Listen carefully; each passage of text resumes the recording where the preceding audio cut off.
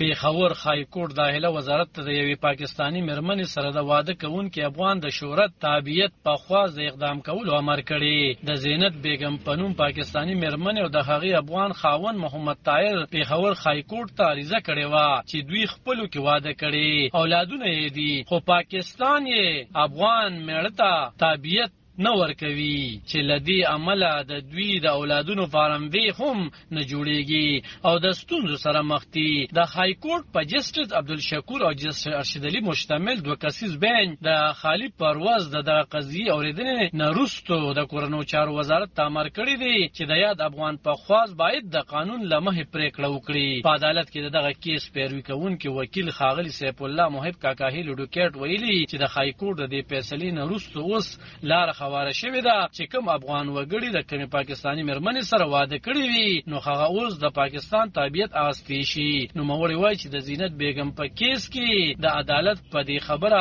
مطمئن کړی دی چې کو یو افغان د پاکستانی مېرمنې سره په پاکستان کې واده کړی وي نو هغه د پاکستان د شریعت اخیستو حقدار دی. نوموړی وکیل ویلي چې تر دې وړاندې زینت بیگم او د هغې میړه د کورنو چارو وزارت ته هم د پاکستان د شریعت لپاره رجوع کړی و، خو وایي چې د کورنو چارو وزارت یې غوښتنه رد کړې وه او د پاکستان تابعیت ورکولو نه انکار کړی و، نو ځکه دوی بیا پیښور های کورټ ته مراجعه وکړه. ښاغلي سیف الله محب کاکاهیل وایي چې عدالت په خپله فیصله کې یاد افغان وګړي ته امر کړی دی چې داخله وزارت ته هم په هغه فارم د پاکستان د شریعت ورکولو لپاره عریضه وکړي، په کوم فارم چې بهرني مېرمنې د تابعیت غوښتنه کوي. خبریال ناصر داوړ وایي چې پاکستان کې ډیر داسې افغانان ژوند کوي چې ودونه